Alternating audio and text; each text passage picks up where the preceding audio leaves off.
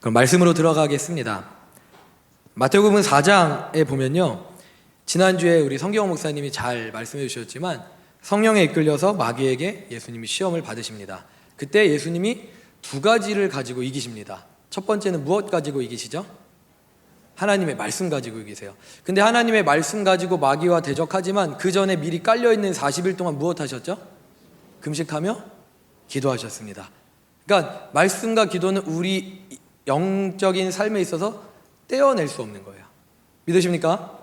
오늘도 매일의 말씀을 읽고 오셨죠? 기도의 분량을 채우고 오셨죠? 아니면 이따 예배 끝나고 하실 거죠? 좋습니다. 그리고 이 기도로 승리하신 후에 비로소 공생애가 시작되는 거예요. 그런데 제자 마태는요, 우리 주님의 공생애의 시작을 산상수훈으로 시작을 합니다. 여러분, 산상수훈이 뭐냐면요, 하나님 나라의 법이에요. 하나님 나라의 법. 그런데 구약을 보면요, 모세가 시내산에서 무엇을 받죠? 하나님으로부터 율법을 받습니다. 왜 율법을 받았냐면요, 이스라엘 백성들이 노예의 근성이 깊어갖고 하나님의 법을 다 잊어버렸어요. 그래서 그것을 하나님이 다시 주시고 그 백성답게 살아라 라고 해서 율법을 주신 거예요. 그리고 그걸 모세가 이제 가르치기 시작합니다. 그런데 마찬가지로요, 신약에 와서 보니까 하나님 나라의 법을 하나님이 또 알려주시는 거예요. 누구를 통해서? 예수님을 통해서요. 그래서 갈릴리의 어느 산에서 예수님이 그 주변에 모여있는 제자들과 무리들을 통해 예수님이 그 말씀을 전해주시는 거예요. 이게 공생의 시작이에요. 공생에서 주님이 하신 일이에요. 그게 5장부터 7장에 기록되어져 있습니다. 특별히 6장에 보면요, 예수님이 6장 전체가 제자들의 기도, 예수님이 기도에 대해서 가르쳐 주시고 계십니다. 그래서 우리 5절을 먼저 한번 읽도록 하겠습니다. 5절 같이 읽습니다. 시작!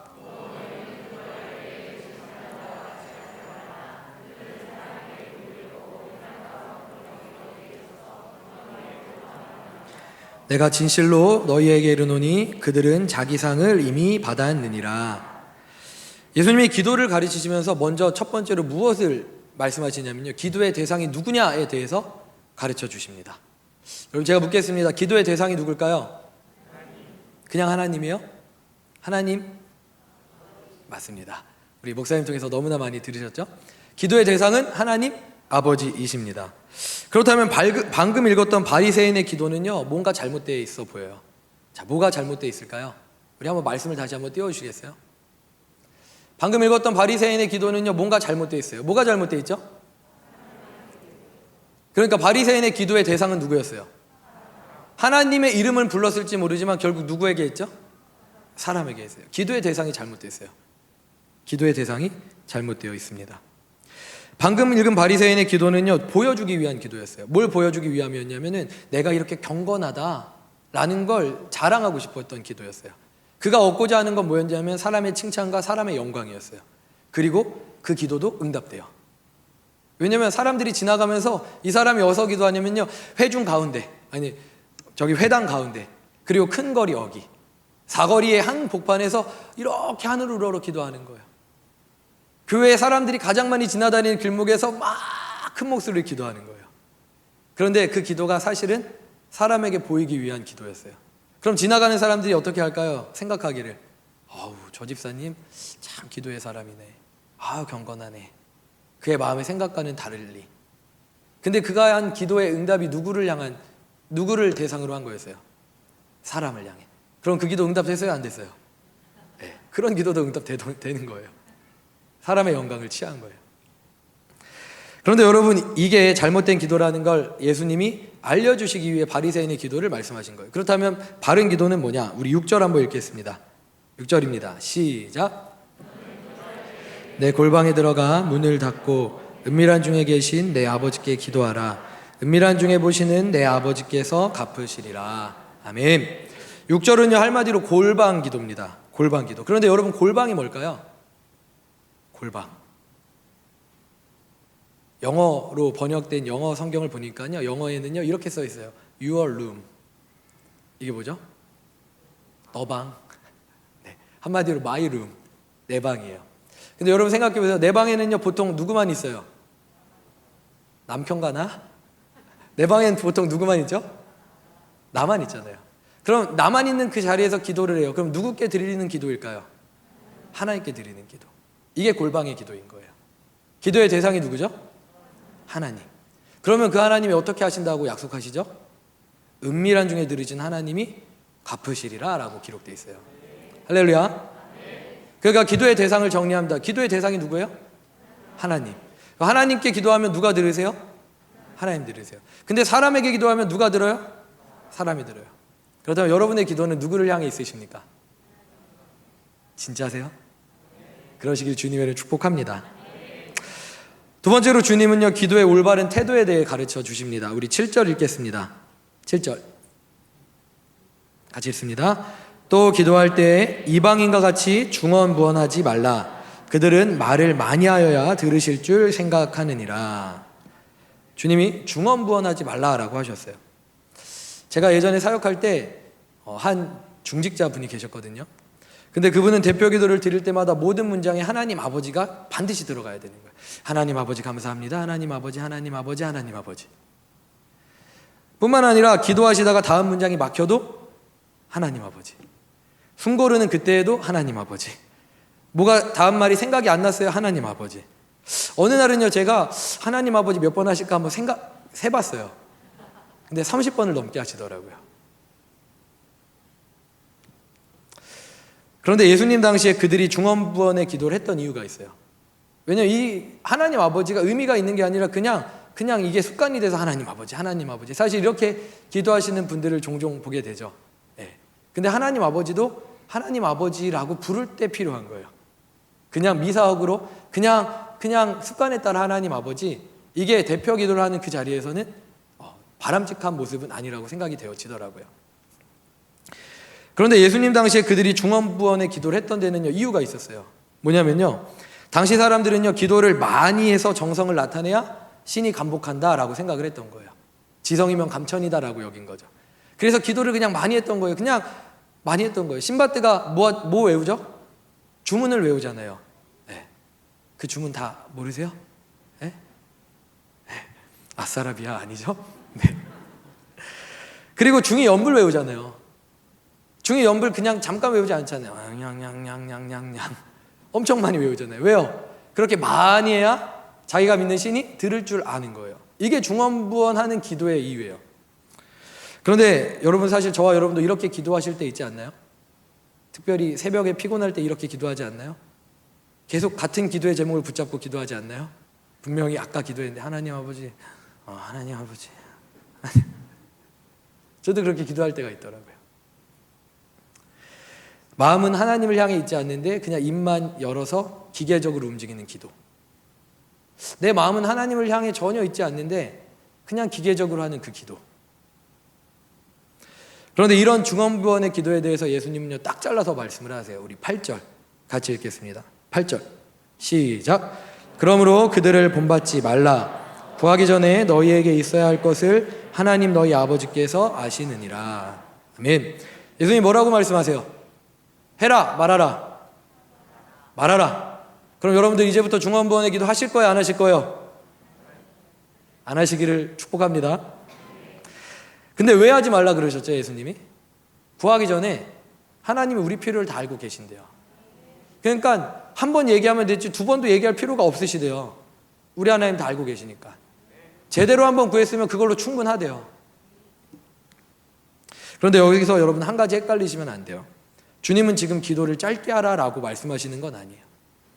주님은 지금 기도의 태도에 대해서 알려주시는데, 기도의 태도는 중언부언하는 기도가 아니라 마음을 다하는 기도, 너의 마음을 드리는 기도, 이게 기도의 태도다라고 말씀해 주시는 겁니다.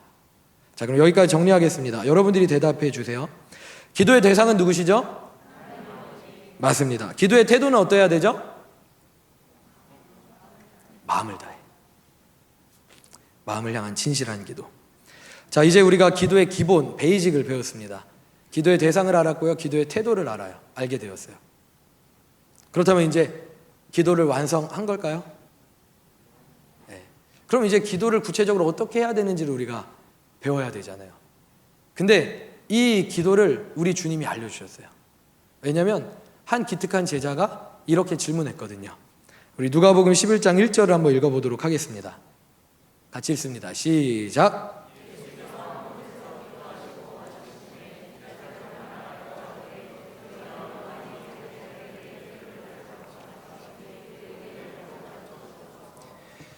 여러분 참 훌륭한 제자죠? 만약에 이 제자가 없었으면 우리는 주기도문을 알지 못했을지도 몰라요. 근데 이 제자가 주님, 우리에게도 기도를 좀 가르쳐 주세요 라고 요청했기 때문에 우리가 오늘 주님이 말씀하신 완벽한 기도의 폼을 가지고 있는 겁니다. 할렐루야. 여러분, 그게 바로 기도의 모범인 주기도입니다. 기도의 모범인 주기도. 여러분, 모델이 있으면 따라가면 되는 거잖아요. 길이 없으면 길을 만들어야 되는데 길이 있으면 그 난 길을 따라가면 되는 거잖아요. 우리 주님이 어떻게 기도하라고 구체적으로 알려주셨어요. 그게 바로 주기도입니다. 그래서 우리는요, 그 주기도를 따라 하시면 되는 거예요. 그럼 구체적으로 주님이 우리에게 알려주신 기도가 무엇인지를 우리 두 파트로 나누어서 보도록 하겠는데요. 먼저 9절과 10절 같이 읽도록 하겠습니다. 9절 10절 같이 읽습니다. 그러므로 너희는 이렇게 기도하라. 하늘에 계신 우리 아버지여, 이름이 거룩히 여김을 받으시오며 나라가 임하시오며 뜻이 하늘에서 이루어진 것 같이 땅에서도 이루어지이다. 아멘. 여러분, 너무나 잘 아시는 말씀이시죠? 우리 주님이 가르쳐 주신 기도는 크게 두 파트로 나누어지는데요, 십계명과 비슷해요. 첫 번째는 하나님을 향해서, 두 번째는 우리 자신을 향해서. 첫 번째는 아까 말씀드린 대로 하늘에 계신 아버지를 향한 기도입니다. 그리고 그 핵심은요, 제가 읽어드릴게요. 우리 한번 따라하겠습니다. 하나님의 이름과 나라와 뜻. 다시 한번요. 하나님의 이름과 나라와 뜻. 이게 주님이 가르쳐 주신 가장 중요한 기도, 첫 번째 기도예요. 우리가 기도할 때 반드시 해야 되는 첫 번째 기도, 우리의 기도보다 더 중요하게 반드시 우리가 기도할 때 해야 되는 첫 번째 기도는 하나님의 나라, 하나님의 뜻, 하나님의 이름, 이걸 구해야 되는 거예요. 아멘이십니까? 그런데 여러분, 여기에는요, 놀라운 전제가 하나 먼저 깔려져 있어요. 그게 뭐냐면요, 하나님을 아버지라 부를 수 있는 권세예요. 담임 목사님이 너무나 많이 말씀하셨는데 오늘 이렇게 한번 이야기해 보도록 할게요. 출애굽기 19장에 보면요, 하나님이 시내산에서 모세를 통해 제사장 나라의 율법을 가르쳐 주십니다. 그런데 그때 백성들이요, 가까이 가지 못해요. 내가 3일에 너희들 앞에 강림하리라 라고 말씀하시는데 백성들이 두려워서 오지를 못해요. 하나님이 자신을 나타내시기로 하셨는데 백성들이 두려워서 가까이 오질 못해요. 왜냐하면 구약의 하나님, 그들이 알고 있던 하나님은요, 가까운 하나님이 아니라 먼 야훼 하나님이었어요. 멀게만 느껴지는 당신이었어요. 그런데 신약에서 예수님이 하나님 나라를 동일하게 가르치세요. 제가 아까 말씀드렸죠? 구약에서 모세가 율법을 통해 예수님을 가르쳐 줬듯이 신약에서 예수님이 산상수훈을 그 갈릴리의 산에서 가르쳐 주시는데 그때 사람들이요, 멀찍이 떨어져서 들었을까요? 한번 상상해 보세요. 어떠셨을 것 같아요? 여러분, 뒷산 한번 생각해 보세요. 그 뒷산 공터에 잔디가 푸르른데 그 수많은 사람들이 예수님이 너무 두려워갖고 예수님 저기 계시고, 그리고 사람들은 여기에서 좀만 더 크게, 좀만 더 크게, 이런 목소리도 내지 못하고 감히 그렇게 듣고 있었을까요? 아니요. 어떻게 하면 더 주님 가까이 갈 수 있을까 경쟁이 붙었을 거예요. 수련회 때 우리 아이들이 앞자리에 앉고 싶어 하는 것처럼 그렇게 제자들이, 그리고 수많은 사람들이 주님 곁에 가까이 왔던 거예요. 심지어 성경에 보니까요, 예수님의 한 제자는 예수님 품에 안겨서 말씀을 듣잖아요. 할렐루야. 예수님이 뭘 보여주시는 거냐면요, 하나님, 먼데 계신 하나님 아니라 내가 바로 하나님인데 그 하나님이 너희에게 가까이 있다라는 걸 알려주시는 거예요. 예수님이 산상수훈에서 그래서 하나님을 아버지라고 몇 번 부르셨냐면 총 17번 부르세요. 그 5장부터 7장까지의 짧은 3장에서 하나님을 아버지라고 17번 부르세요. 심지어 여러분, 예수님은 겟세마네의 기도에서 하나님을 뭐라고 부르는지 아세요? 겟세마네의 그 극심한 기도에서 하나님을 이렇게 고백해요. 여러분 다 아는 단어예요. 아바. 아바. 이 아바가 뭐죠? 제 막내 아들 시온이가 요새 잘하는 말이에요. 아빠. 저만 오면 아빠 이러거든요. 이게 아바예요. 갓난 아이들이 쓰는 아버지를 부르는 그 호칭 아빠, 가장 친근하게 부를 수 있는 아버지에 대한 호칭 아빠, 이게 아바예요. 예수님이 최초로 우리에게 하나님을 아버지뿐만 아니라 아빠라고 부를 수 있는 게 우리 하나님이다 라고 알려주셨어요. 하나님을 아버지에서 아빠로 옮기셨다고요. 저와 여러분에게도 아빠이신 하나님이시길 축복합니다.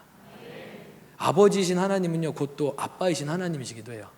아버지라고 하면요, 왠지 근엄하잖아요. 그분의 공의를 생각할 때는 아버지 되신 하나님이에요. 거룩하신 하나님. 그런데 우리 가운데 친밀하고 우리를 더 깊이 알고 싶어 하신 하나님은요, 아빠 되신 하나님이에요. 할렐루야. 그 하나님이 저와 여러분의 하나님입니다. 자, 그럼 예수님이 그걸 전제로 까신다는 거예요. 하늘에 계신 우리 아버지요. 이 말에 이 아버지 되신 아빠 되신 하나님을 전제로 깔고 있다는 거예요. 기도는요, 그 친밀함 가운데 나아가는 게 기도예요. 여러분, 한 가지만 더 얘기해 볼까요? 여러분, 하나님은요, 우리를 완벽하게 아세요, 모르세요? 완벽하게 아세요. 여러분, 기도를 우리가 대화라고 부릅니다. 영적인 대화, 영적인 호흡. 대화는요, 왜 하냐면요, 서로 알아가기 위해 하는 거예요. 제가 이 여기 계신 모든 분들을요, 동일한 거리로 알고 있지 않고요, 어떤 분들은 조금 더 친밀하게, 어떤 분들은 조금 더 거리 있게 알아요. 왜냐하면 제가 그분들과 대화한 만큼 그분들과 알고 있기 때문이에요. 그런데 여러분 생각해 보세요. 대화, 서로 알아가기 위해 필요한 게 대화인데, 하나님 편에선 그러면 기도라는 이 영적인 대화가 필요할까요? 필요하지 않을까요? 제가 아까 말씀드렸어요. 하나님 우리를 완벽하게 아세요, 모르세요? 아세요. 그럼 하나님 편에서는요, 기도가 필요해요, 필요하지 않으세요? 필요하지 않으세요, 사실. 왜냐면 우리를 완벽하게 아시는데, 그렇죠? 그런데 하나님이 우리에게 기도를 요청하셨고 기도를 알려주셨어요. 계속 기도를 강조하셨어요. 그럼 왜 하나님이 우리에게 기도하라고 하시는 걸까요? 그 기도라는 대화를 통해서 무엇 하시려고? 우리에게 하나님을 알려주시려고요. 여러분, 이게 진짜 기도예요. 기도는요, 우리가 요술방망이로 두드려서 뭐를 얻는 게 아니에요. 신밧드의 그 요술 램프를 흔들어 갖고 하나님으로부터 뭘 얻어내는 게 아니에요. 기도는요, 나의 모든 것 대신 하나님을 아는 시간이에요. 그 하나님을 알아가고 싶어서 자리에 나오는 게 기도예요. 그 기도가 우리 안에 회복될 때 우리 안에 하나님이 더 친밀하게 다가오시는 거예요. 할렐루야. 그래서 우리 예수님, 좋으신 예수님이 이 기도에 대해서 아버지로 부를 수 있는 권한을 주시고 이제 어떻게 기도해야 되는지에서 알려주시는데, 그 첫 번째 파트, 하늘을 향한 아버지를 향한 첫 번째 파트는요, 이것입니다. 우리 한번 띄워주시면 감사하겠습니다. 같이 읽습니다. 시작.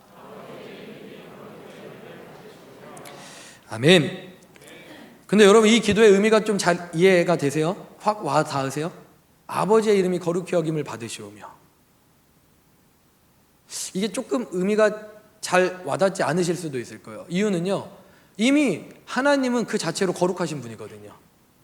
우리가 굳이 거룩하게 여김 받으시옵소서라고 하지 않아도 하나님은 이미 거룩하신 분이거든요. 근데 이상하게 예수님은 하나님을 향한 첫 번째 기도로 아버지의 이름이 거룩히 여김을 받기 위해 기도하라고 하셨어요. 그럼 이게 무슨 뜻일까요? 이건 이런 의미입니다. 하나님은 그 자체로 이미 거룩한 분이시지만 그분이 거룩하지 않기 때문에 그 기도를 하는 게 아니라 그분의 거룩한 이름이 이 땅의 모든 사람에게도 거룩하게 대접받게 해달라는 기도예요. 할렐루야. 여러분, 제 말 이해가 되세요? 하나님은 그 자체로 이미 거룩하신 분이지만 하나님을 알지 못하는 사람들에게조차도 하나님의 그 이름이 거룩하게 여김받으시기를 내가 구합니다. 이게 우리가 해야 되는 첫 번째 기도입니다. 이게 저와 여러분의 첫 번째 기도이기를 주님을 축복합니다. 두 번째 기도 한번 띄워주시면 감사하겠습니다. 같이 읽습니다. 시작. 여러분, 나라는요, 무엇을 의미하죠? 나라는 나라 이꼴 통성경에서는요, 꼭 기억하세요. 나라는 무엇? 통치. 다시 한번, 나라는 무엇이에요? 통치를 의미하는 거예요. 통치. 그러므로 이 땅 가운데 하나님이 통치하시는 나라가 날마다 더욱 확장되기 위해 기도하라는 거예요. 하나님 나라가 임하시오며 이 땅 가운데 하나님의 나라가, 하나님의 통치하는 영역이 날마다 확장되게 하시옵소서. 이게 우리가 구해야 되는 두 번째 기도입니다. 그런데 여러분, 하나님이 이 땅을 무엇을 통해 통치하실까요? 하나님이 이 땅을 통치하시기 위해 친히 세우신 두 가지의 기관이 있어요. 그게 뭘까요? 하나님이 친히 세우신 기관, 첫 번째가 가정이에요. 두 번째가 교회예요. 그럼 우리 날마다 무엇을 위해 기도해야 될까요? 하나님의 나라가 임하시오며, 이거는요, 주의 믿음의 교회, 믿음의 가정들을 위해 기도해야 되는 거예요. 주의 이 땅에 세워진 교회들을 위해 기도해야 되는 거예요.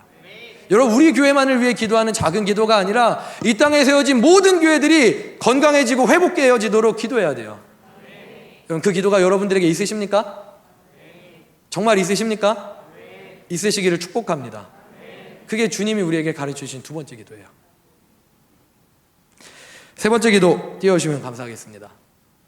같이 읽습니다. 시작. 아멘. 여기 뜻에 해당하는 헬라어 델레마라는 단어는요, 하나님의 의로운 요구를 설명할 때 늘 연결되어 있고요, 하나님의 계획을 설명할 때 자주 연결되어진 단어예요. 하나님의 뜻이라는 이 단어가. 더 구체적으로 얘기하면요, 예수님의 초림으로 완성된 구원. 여러분, 구원은요 완성되어지는 것이 아니에요. 우리의 죄의 문제는요 이미 완성되어졌어요. 담임 목사님 늘 말씀하시잖아요. 다 이루었다. It is finished. 현재 완료예요, 완료. 이미 다 이루어졌어요. 그런데 아직 완성되지 않은 게 하나 있어요. 그게 뭐죠? 예수님의 재림과 함께 완성될 이 땅의 완전한 회복, 새하늘과 새 땅, 신천지가 잘못 오명을 낳게 만든 신천 신지, 이게 예수님이 이루실 일이에요. 그런데 여러분, 그 일은요 지금 현재 멈춰 있는 게 아니에요. 뜻이 하늘에서 이루어진 것 같이 땅에서도 이루어지이다. 뜻이 하나님 나라에서 이미 이루어진 것처럼 이 땅에서도 이루어지기를 기도합니다. 우리가 기도하는데 이게 멈춰진 것이 아니라 지금도 현재 진영으로 우리 가운데 이루어지고 있다고요. 누구를 통해 이루어지는지 아세요? 하나님의 나라를 구하며 거룩하게 살아가는 그 한 사람의 삶을 통하여.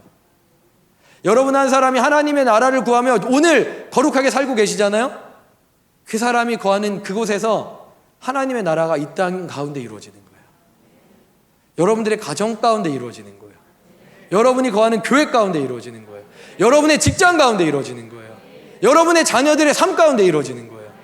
이게 하늘의 뜻이 이 땅 가운데 이루어지기를 원합니다라는 기도예요. 그렇게 되기를 주님을 축복합니다. 여러분, 그러므로 첫 번째 주기도의 결론은요, 아까 얘기했듯이 다시 하나님의 무엇이요? 첫 번째 이름, 하나님의 나라, 하나님의 뜻. 다시 하나님의 할렐루야. 다시 말해서 내 필요, 내 꿈을 구하는 기도가 아니라 하나님의 영광, 하나님의 뜻을 위해 사는 것, 그렇게 하나님과 맞닿아서 사는 것, 이것이 주님이 우리에게 가르쳐 주신 기도입니다. 그럼 한번 저와 여러분의 기도를 돌이켜보세요. 이번 한 주간 여러분이 드렸던 기도 가운데 하나님의 나라, 하나님의 뜻, 하나님의 이름, 얼마나 여러분 안에 기도되어졌나요? 여러분의 기도의 제목들 가운데 하나님의 이름과 하나님의 나라와 하나님의 뜻이 몇 번째 우선순위에 되어 있나요?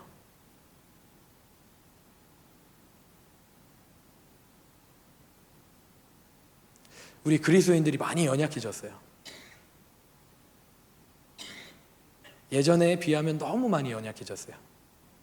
근데 왜 연약해졌냐면요, 우리의 것만 구하는 그리스도인이 되었기 때문이에요. 하나님의 나라, 하나님의 이름, 하나님의 뜻을 구할 때 우리는 비로소 진짜 강해지는데, 우리가 비좁은 우리의 인생 가운데만 몰두하니까 그리스도의 나라가 확 쪼그라들고 말았어요.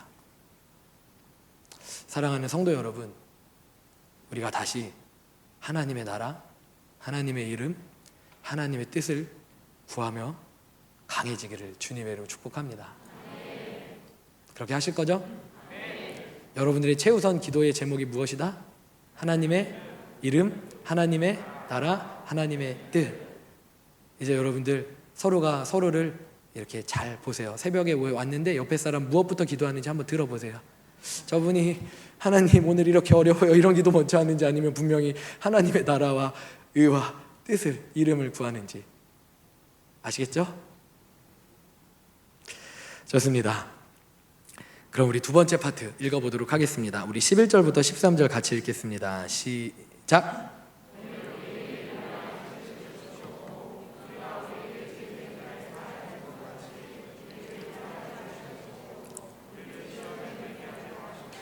다만 악에서 구하시옵소서. 아멘. 여기까지요. 좋습니다. 주님이 가르쳐 주신 기도의 두 번째 파트는요, 우리를 위한 기도예요.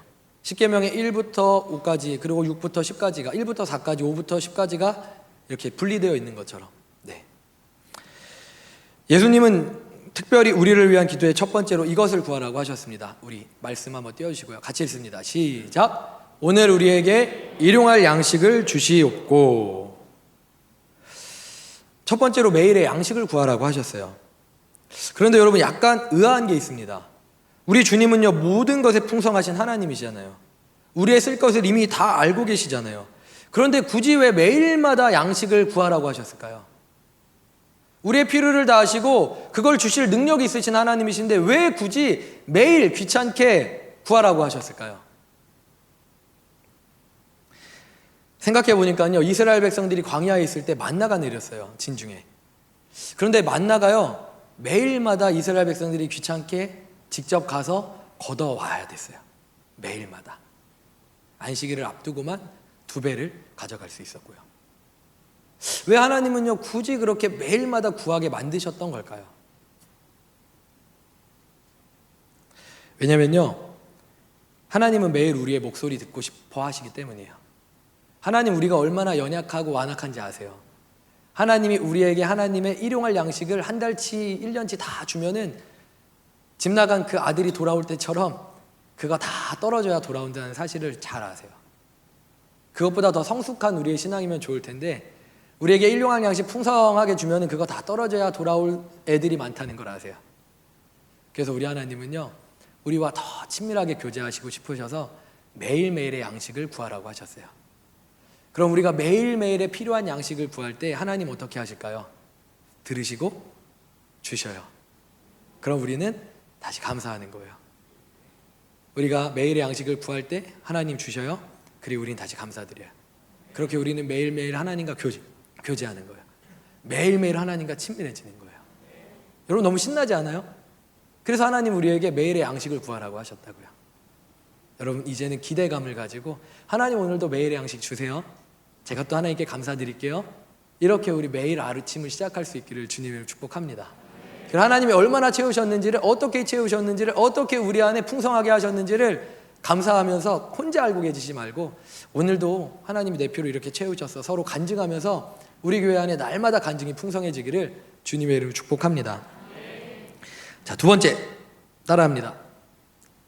같이 읽습니다. 시작. 우리가 우리에게 죄 지은 자를 사하여 준 것 같이 우리의 죄를 사하여 주시옵고. 예수님이 십자가에서 우리의 모든 죄를 완벽하게 용서하셨어요. 믿으십니까? 네. 완벽하게 용서하셨어요. 그러므로 우리에게는요 더 이상의 정죄함이 없습니다. 믿으시죠? 네. 그런데 매일매일의 삶 속에서 우리는요 육체의 연약함으로 인해서 죄를 지으며 살아가는 건 사실이에요. 구원받았지만 죄의 문제가 완벽하게 해결되었지만 우리의 육체의 연약함으로 인해 사단의 공중권세 잡은 사단의 유혹으로 인해 우리는 여전히 주님 나라 가는 그날까지 조금씩 더 주님을 닮아가고 있지만 죄를 안 짓는 건 아니고 짓고 살아가고 있다는 거예요. 그런데 문제는요 이 죄가 우리의 구원을 가로막는 게 아니라 우리의 거룩함을 가로막아요. 이 죄가 우리가 주님을 닮아가는 걸 막 가로막아요. 그러므로 우리가 반드시 해야 되는 것은요 매일매일의 죄사함의 기도예요. 하나님께 매일매일 우리의 죄를 아뢰고 그리고 더 깨끗해짐으로 하나님을 향해 닮아 나아가야 되는 거예요. 그리스도의 장성한 분량에 이르기까지 닮아 나아가는 거예요. 그런데 여러분 오늘 말씀해 보니까요 죄사함을 위한 전제 조건이 하나 있어요. 죄사함을 위한 전제 조건. 주기도문 다 외우시니까 알 거예요. 우리의 죄가 용서받기 위해서는 예수님이 이것 하라 그랬어요. 다들 모르세요? 전제 조건이 뭐죠? 네, 다른 사람의 죄를 먼저 용서해야 돼요. 이게 우리의 죄를 용서받는 전제 조건이에요. 먼저 나에게 죄 지은 사람을 용서할 때 비로소 우리는 내가 용서받은 것이 얼마나 큰지를 알게 돼요. 그리고 용서할 때 비로소 용서받았음을 깨닫게 되는 거예요. 그래서 여러분들 매일 용서하며 사시기를 주님의 이름으로 축복합니다. 여러분 제가 묻겠습니다. 오늘도 용서하셨나요? 이 자리에 올 때 나를 화나게 한 그분 용서하셨나요? 오늘 하루 나를 열받게 한 그분 아직까지 마음에 품고 계신 게 아니라 예배 드리기 전에 용서하셨나요? 그렇다면 하나님의 여러분을 향한 용서하심이 나타나실 거예요. 근데 여러분이 용서하지 못하고 계속 붙들고 있으면요, 하나님의 거룩함이 여러분 안에 그 용서하지 못하는 그 영역 때문에 온전하게 나타나실 수가 없어요. 여러분 간절히 축원합니다. 용서하시기를 주님을 축복합니다. 그래야 여러분들이 하나님을 닮아 가실 수가 있어요. 더 어제보다 오늘보다 내일 더 예수님을 닮아 살아갈 수 있어요. 용서하며 살기를, 그래서 용서받은 나의 은혜가 얼마나 큰지를 누리며 살아가는 저와 여러분 되기를 주님의 이름으로 축복합니다. 세 번째, 우리 따라하겠습니다. 세 번째, 시작. 우리를 시험에 들게 하지 마시옵고 다만 악에서 구하시옵소서. 아멘. 여러분 누가복음 10장 3절에 보면요, 예수님이 70인 전도대를 파송하십니다. 그런데 파송할 때 다음과 같이 말씀하세요. 우리 말씀 한번 띄워주시기 바랍니다. 같이 읽습니다. 시작.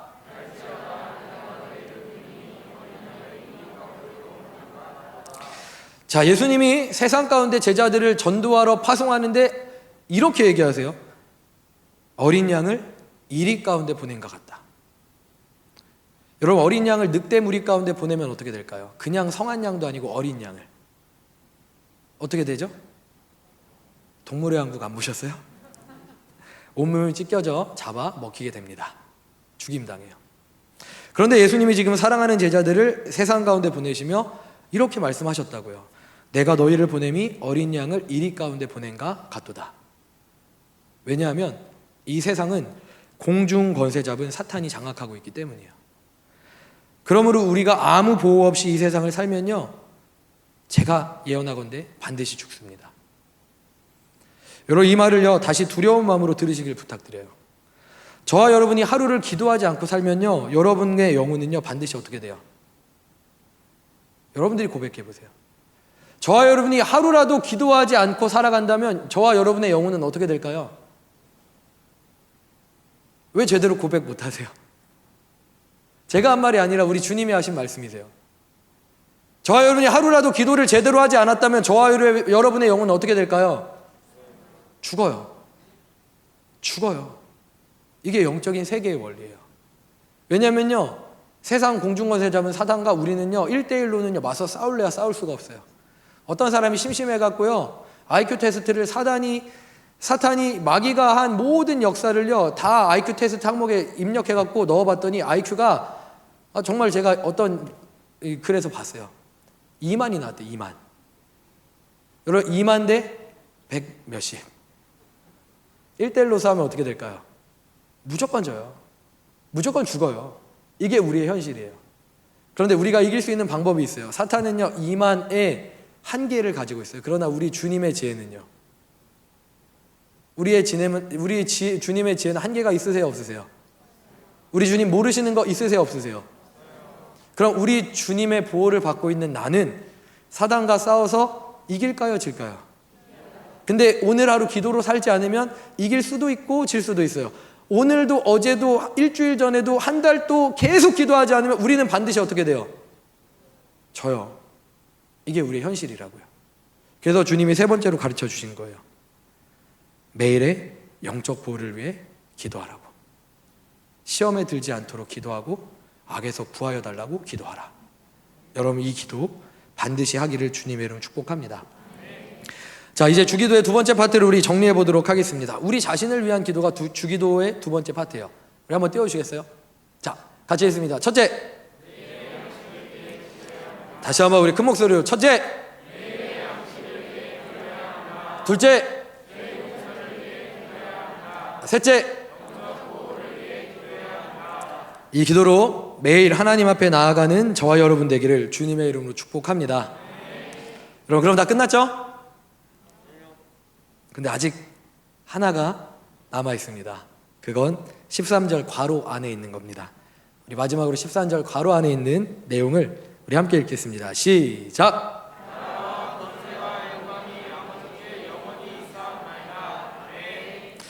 여러분 우리가 아버지 하나님의 나라와 의와 뜻을 구하고 매일의 양식과 제 용서와 영적 보호를 위해 기도했다면 마지막으로 선포해야 돼요. 나라와 권세와 영광이 아버지께 영원히 있사옵나이다. 아멘. 진실로 그렇습니다. 아멘. 여러분 이렇게 선포하시라고요. 이게 주님이 가르쳐 주신 기도예요. 우리 다시 한번 믿음으로 선포해 볼까요? 우리 띄워주셨죠? 같이 읽습니다. 시작! 권세와 영광이 아버지께 영원히 쌓옵나이다. 아멘. 우리 한 번 더 사단이 두려워서 떨도록 다시 한번 읽습니다. 시작! 아멘. 할렐루야. 이 주님이 가르쳐 주신 능력 있는 기도로 매일매일 승리하는 저와 여러분 되시기를 주님의 이름으로 축복합니다. 기도하겠습니다.